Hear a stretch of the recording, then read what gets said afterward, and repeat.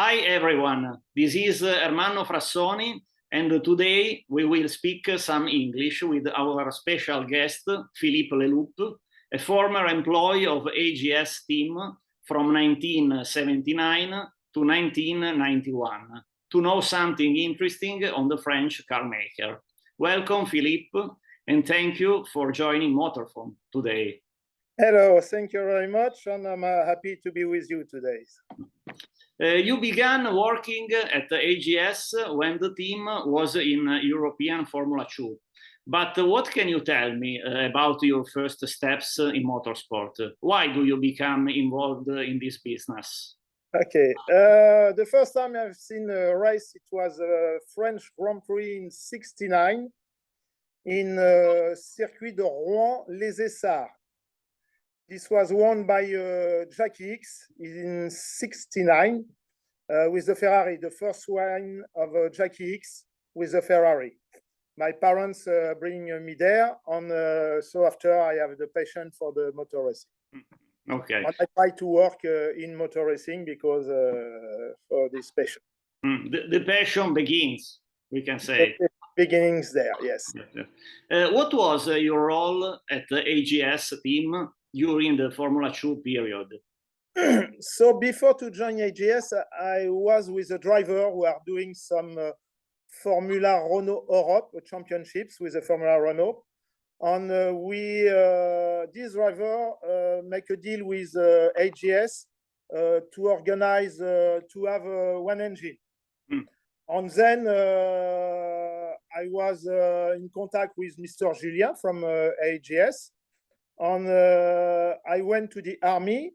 And when I'm returned, I looking for a job. And I asked Mr. Julien if he needs somebody. And I start with a team, like a mechanic, you know, to help the team. This was in Formula, the beginning of Formula 2. And then I came here for 6 months, and I'm still, I work 14 years with AGS, yes. The end of the motor racing program after the Formula.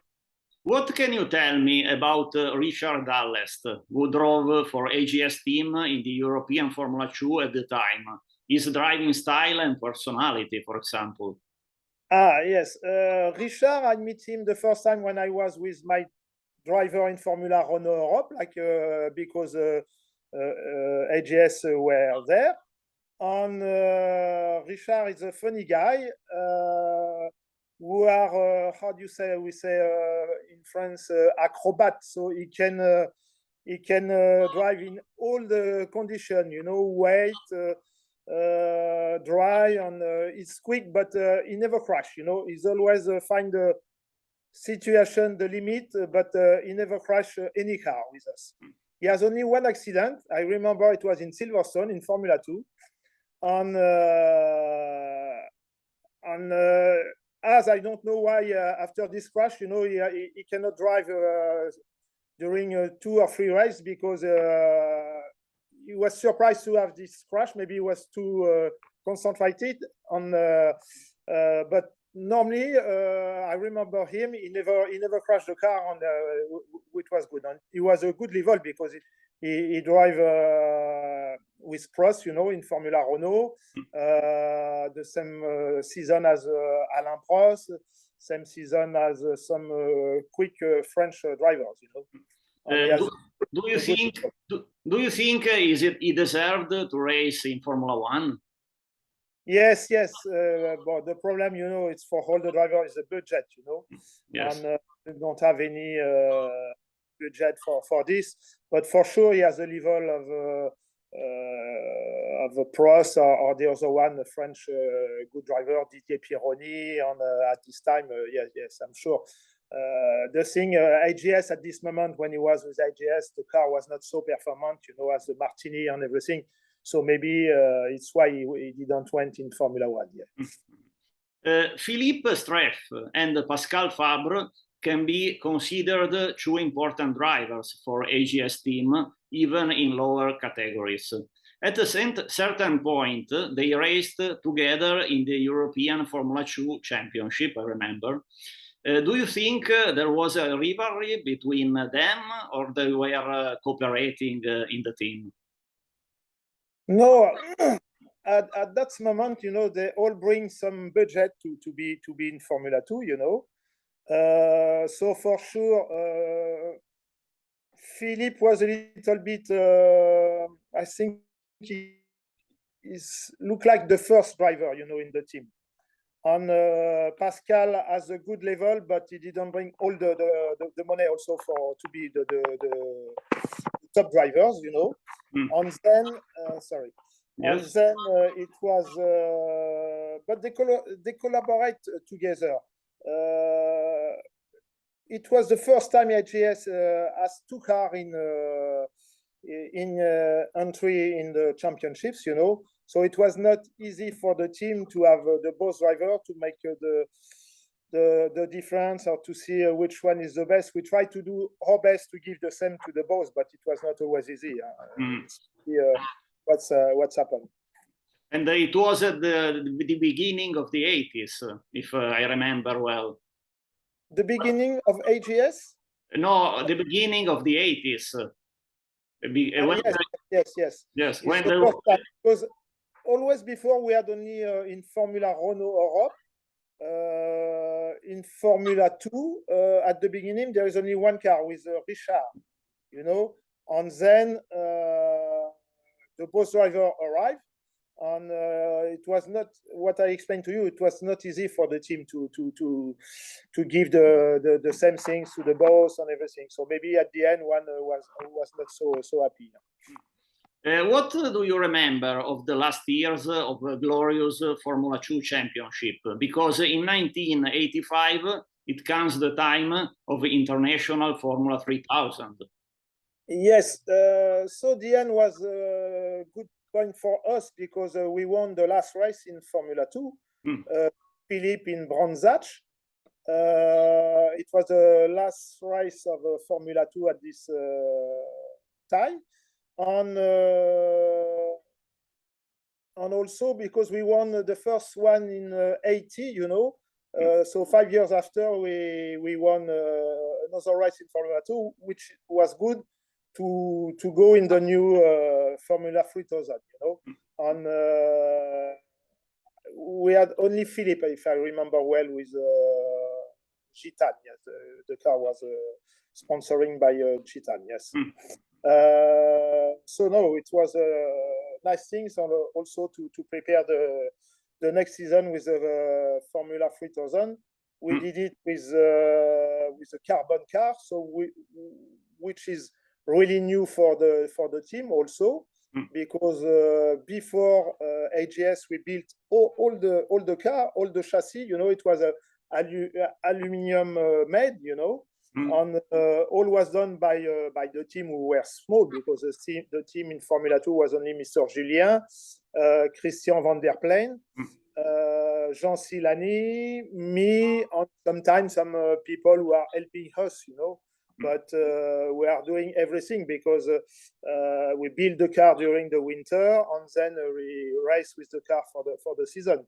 So when arrived the Formula 3000, it was a little bit different because the carbon monocoque came by another company we call Duquesne, and we start to work with this Formula 3000. Yes. And why, after a brief experience in the International Formula 3000, the AGS team decided to try Formula 1 in 1986? You know, at this time you have a different level. You have Formula 3, Formula Renault first, Formula 3, Formula 2, and then it was the manufacturer, because now it's a team, you know, arrive like Formula 2, the new Formula 2, it's a team arriving them. But at this time it was much more manufacturer, like AGS, Tollman, Martini, March, and so all the manufacturer. And the dream for all of them, like AGS, it's to go. The next step was Formula One, you know. So Mr. Julien decided on try to find some contact to do this. And then I know he asked to Renault to do something, but it was not possible at this time. And then he find the connection with Carlos Kitty on Club on Mr. Angelini to do this project in Formula One. Okay. And what can you tell me about the first two Grand Prix of AGS with Ivan Capelli and the Charo sponsor? So that's this is a big adventure, a nice story. So we start, if I remember well, we had some help from Renault because Renault Formula One stopped the program, you know. And Mr. Julien buy some equipment and some gearbox to them, and that's helped a lot AGS to do the new car. The monocoque was done in France by a company who called Mock, and then we had this Italian engine, Motori Moderni. And the team was a part of people from the Jolly Club and people from AGS. So we mix our experience, you know, and Jolly Club help a lot also on this. From us, we engage some mechanic also from Renault. We arrive in Monza, I don't know, maybe 20 people maximum. But it was a nice experience, yes. And it was easy to do the job with the Italians, French and Italian. Yes, it was nice. And the driver, I remember, was Ivan Capelli, so we had a good contact with him because we know him before in Formula 3000, and we are little bit with him also in Formula 2. And no, it was a nice experience. I remember with all the mechanics from the Jolly Club, we did a nice, really nice job together, and it was a good collaboration. Yes. And you were 7 mechanics, if I remember well. In AGS. Yes. Yeah, a mechanic, purely mechanic for the races. Yes, 7 or maybe less than 10 for sure. For the first 2 races. Yeah, for the first 2 races. Because we have also some mechanic from Motori Modern. Some Italian people also were us, because at this time everybody working on the car. It's not like not have one specification, you know, everybody is doing all the job. Not so many people, we can say. Not so many people. And what can you tell me about the test of Didier Pironi in 1986? Did he really wanted to race with the AGS team in Formula One? What went wrong, in your opinion? No, nothing went wrong. Didier Pironi was a friend of Mr. Bertolo, who are one of the owner of AGS, with Mr. Julien. And it's close from Gonfaron, the place where is AGS, because AGS is Automobiles Gonfaronnaises Sportives, the name of the town, you know, in the middle. And so we have a good contact with him. He was a friend. He came many times to visit us before, and we know him since the Formula Renault Europe. And after his accident, it was a good opportunity for him to drive again, you know, a little bit to restart, to try to drive again. And he proposed to do the test for us, but that's it. I think he didn't have in his head to driving for the season, you know, with us, because he's arrived from Ferrari, and I think he would like to be a bigger team for sure. What can you tell me about Henri Julien, the founder of AGS Team, who was also a former mechanic? Yes, Mr. Julien, it's he has the passion, you know, also like all the people in the team at that time. But he did some race in Formula Racers 500, you know. He had a garage, how do you say, a mechanic garage in Gonfaron. And then he did some races like this. At one moment, he decided to buy one Alpine, I think, of a Formula 3, and he modified a little bit. And he modified the car with Christian van der Plein, who are a former also mechanic, because Christian working in the garage of Mr. Julien. And then Christian like to modify, to change, check the suspension and everything. And after the first AGS, it's like a modification of an Alpine Formula 3, you know. And then they did the Formula Renault, and Christian did all the design and make the car, the construction of the chassis and everything. Suspension is doing the welding, is doing everything, you know. Okay. And in 1987, maybe the new AGS for Formula One is not so competitive, but very reliable in the hands of Fabre. Then in the Australian Grand Prix, Roberto Moreno took one incredible point. What do you think about that car still sponsored by Charro brand? Did you expect a similar result with Moreno at Adelaide? Yeah, not really, because Roberto came for the two last Grand Prix, you know, and he arrived, he did some tests in France before to go in Australia, and we did some modification on the car because he have an experience before. He had an experience before in Formula One with other team, you know, and so he bring to us his experience, you know. And also Adelaide is always a difficult race, you know, and all the car where there is some problem with some cars, and so we had this good result, but at this time, you know, it's not like now. No, all the cars are nearly finished all the Grand Prix, you know, because they don't have any problem, mechanical problem, transmission or anything. But at that time, that's happened many times. And our AGS was finished the race, and we finished fifth position. I'm not sure there is many cars finished the race, but maybe maybe 6, 7, or 8 cars, yes, finished. But you know, fifth, it's amazing for us, because now if you say to one team you will finish 6, many teams will be happy to finish 5 or 6 in Formula 1. Yes. What kind of driver was Pascal Fabre in Formula 1?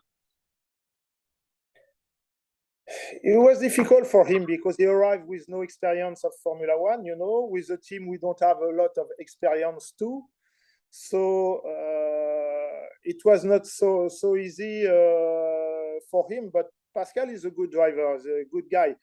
But I'm sure he don't have enough experience. I think the budget also he promised didn't arrive. And it's why maybe that was a change before the end of the season. I don't know really much everything, because at that time I was only mechanic. It was Mr. Julien, Mr. Bertolo, and everything who are managing the team.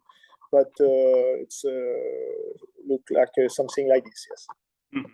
The 1988 Formula One season was eventful for AGS. Streff was great in the Canadian Grand Prix, I remember, until he had to retire the car. And then here comes a new owner, Monsieur de Rouvre. What do you remember about that period? I know the designer Van der Plein left the team. Yes, you know, it's always difficult for a team to become biggest, you know. And there is some conflict, you know, between the director, Mr. de Rouvre, Christian van der Plen, who are here since a long time. So this was a team as a small explosion, you know, from inside. And Mr. De Roof put a guy who are Henri Cochin at like a boss, you know. But everything like this was difficult for everybody, you know, for all the team. So it's not the best period of AGS, but the car was from Christian was. We had a little problem. Yeah, technical problem. Okay. The car from Christian van der Plen was a good car, you know. And after, if I remember well, it's Claude Galopin came to the team. And then he tried to modify, but you know, Formula One is not easy, and was not easy for us to be in the top team. You know, at this. What can you tell me about the designer Van der Plen?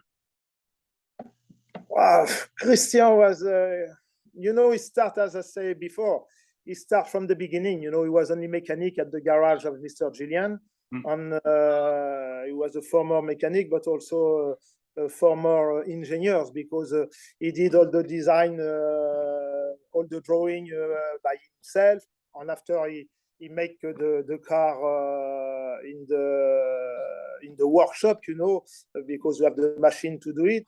And he explained to us, he changed the design, did the parts, say no, it's not like this, so he make a new one. And with all the experience he get every year, you know. At this time we have the season we are finished already early, end of September, all the season. And Christian stay at the workshop to beginning of June to start the design of the new car. On end of September, we join him to help him to build the car, the new car completely, the new chassis and everything. And Christian follow all this. He has such good experience on everything, on the welding, on the everything, you know. So it was a pleasure to work with him, but it was a good guy, yes. 1989 was very difficult for AGS. I remember the tragic accident of Streff before the season opener in Brazil. In which way the team overcame that situation? Yes, it was really tragic. Me, I was not in Brazil at this time I just went after to check everything with the insurance, and it's like that. I meet Gabriele Tarquini. So it was hard for us, you know, because Philippe was a part of the team, and it was really hard. But we have to start the season, because it was at the beginning of before the beginning of the season for this test. And then I remember well, because I was with Gabriel in the plane of the return of the Brazil. And I spoke with him, and I think when I'm arriving in France, I went to see Mr. Julien, Mr. Berthelot. I say, there is a Gabriel Tarquini, a quite good driver, and we spoke together in the plane, and maybe we can contact him if we need somebody to replace Philippe, because we did not know at this time how long that will be for Philippe. But unfortunately, it was a big problem for Philippe, and he never drive again. But I think the first contact was done like this with Gabriel, yes. And in 1989, there were Gabriele Tarquini, Joe Winkelock, and Yannick Dalmat driving for AGS in Formula One. What was your relationship with these drivers? It was good. The same things, it's always a difference of nationality, you know, because AGS is not really an international team. The team was Équipe Formule 1. It's not Formula One team. I cannot say like this. And for me, I think the problem is always the situation to speak with everybody, you know, with the engineers, because not really many people speak English in the team, except a little bit me, and Christian didn't speak English, Mr. Julien English. It's why me, I did this career, because for my small English, you know, in AGS, I try to always to help AGS with that. So the drivers, Gabriel, yeah, it was nice, huh? Gabriel, Winkelhock, and Yannick. So after we have only Yannick and Gabriel, I think the years after. And we had a good collaboration with the boss. Huh? Yes. What do you think about the car designed by Claude Galopin? It was an evolution of the Christian Van der Plen cars, you know. Claude Galopin arrived from Ligier, so I think he was working in different conditions with a big team, with a big office to help him. Yes, he was a little bit alone. There is some young engineer at that time to help him, and it was not so easy for him also. Yeah. Because we changed as Christian, he was a little bit alone, you know, and so it was not easy to have a big experience and yes, to arrive like this.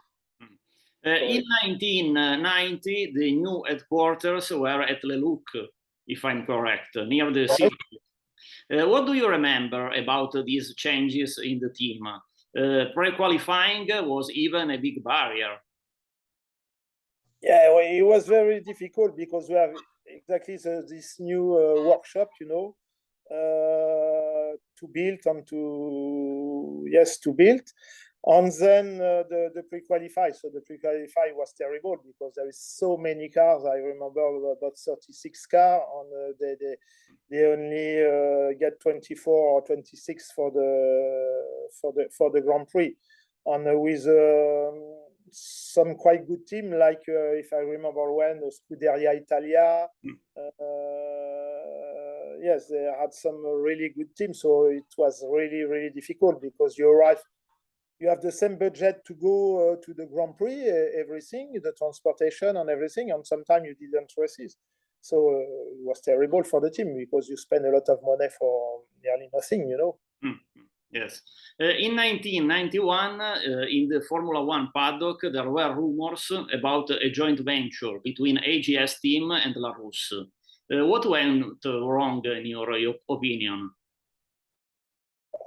This start a little bit, but I think there is I think it was between Henri Cochin, were the owner a little bit with De Rouve at this time on Larousse, but no, nothing big at that time. They don't. They're just a small touch, yes, but. Nothing too serious, we can say. Not serious. No. What can you tell me about the period under the Italian management of Gabriele Raffanelli and Patrizio Cantù? Yes, so this is yes, the Raffanelli about the team, you know. On the problem in AGS, there is really nobody here to manage the team because Patrizio was also busy with the Formula 3000, if I remember well, and so it was not easy for AGS at that time because the management was not always with us, and there is nobody in AGS. And I remember I did a lot of things at this time, so it's why I start to change also a little bit the position. And so they bring a new engineer who were, I don't remember his name, Mario, an Italian guy. Tolentino. Yeah, came to, so he tried to make a new car but it was, he started very late in May or June. And the objective was to do the car for September, for the Grand Prix in Spa, if I remember well. But as you know, in summer, the same in Italy, I suppose, everything is closed. All the manufacturer, all the company, we have some difficulty to make the new monocoque, to make the new parts. And it was like this always to finalize the car.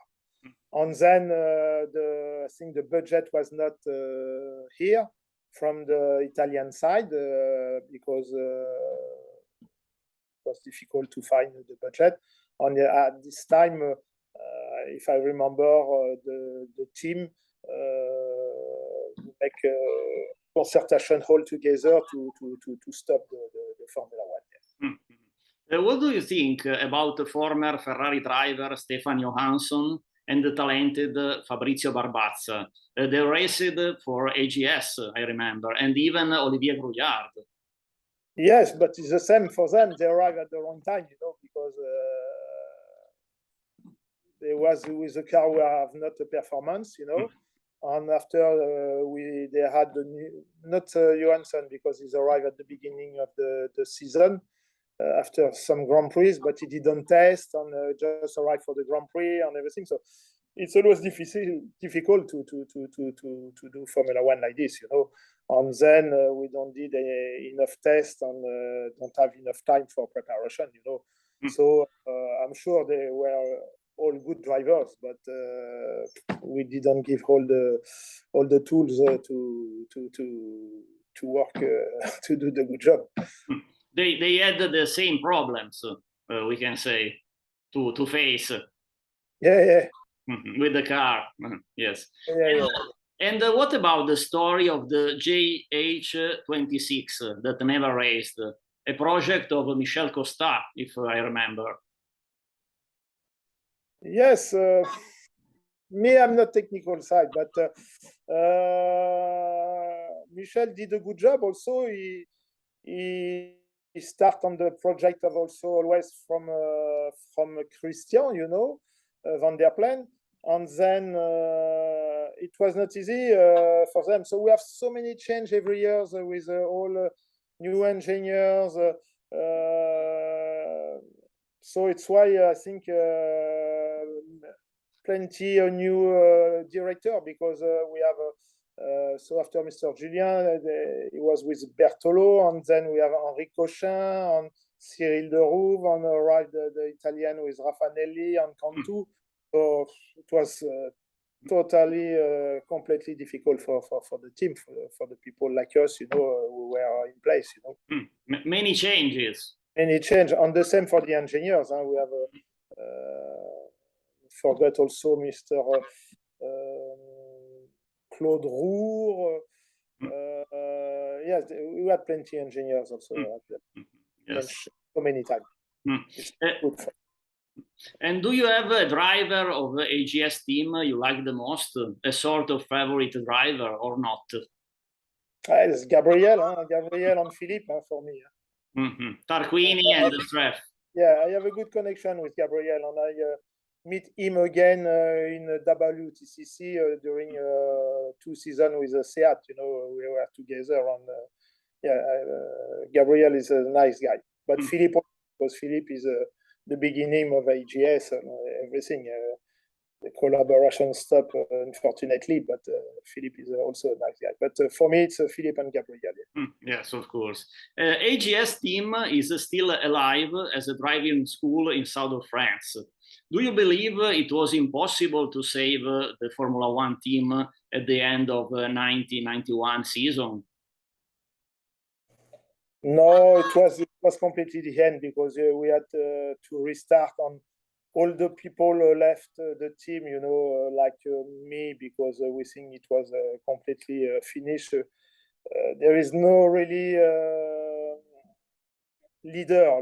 Before we had Mr. Julien with us, but after we have so many directors, but not really one leader to push the team.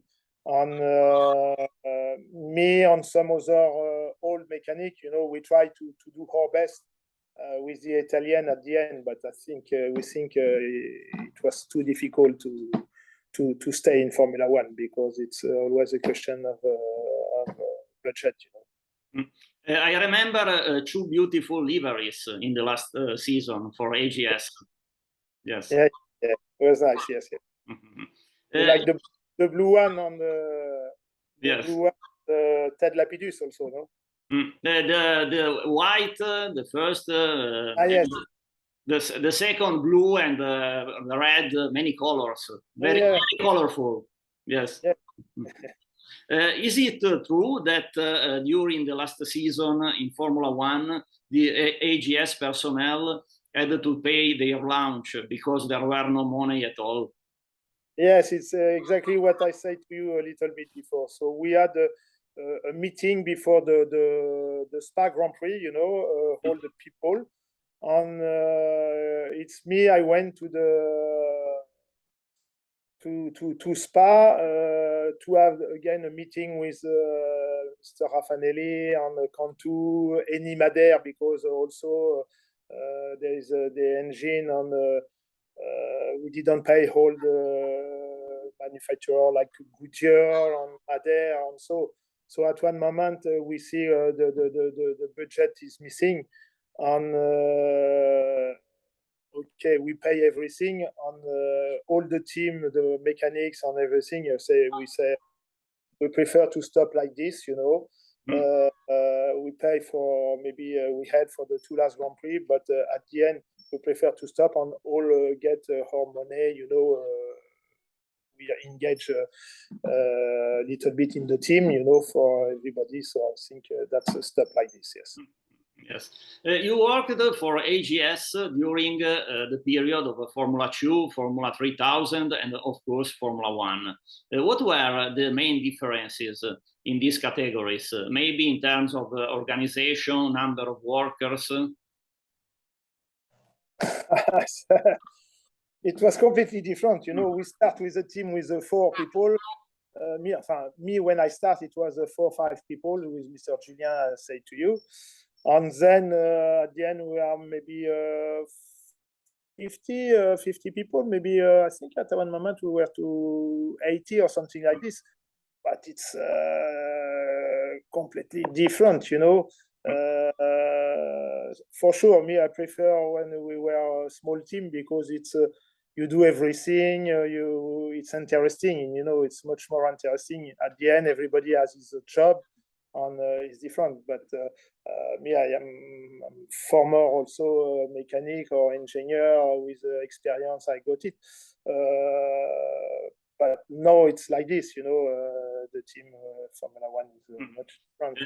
It was another world in Formula One. It was another world, yes. But at the beginning, it was not so bad, because we don't have a lot of concurrence, like I say to you, some team arrive after, like Onyx, like Scuderia, Coloni, blah, blah, blah, so many. But at the beginning, there is some the best team, like Ferrari, Lotus, Tyrrell, and we joined them. And they help us a lot, also Eccleston with, I remember it was with the Foca. And no, we have a nice collaboration all together, and we are, I think, well appreciated. Yes. What was the atmosphere at Gonfaronnaises, in the famous headquarters of AGS Team? Gonfaronnaises, it's a small village, and everybody knows AGS and everything. And me, the first years I was in AGS when I'm arrived in Formula 2. The last races was in September, the 15th or something like this. It was in Hockenheim, if I remember well. And after, I say to Mr. Julien, can I stay for the winter to help you on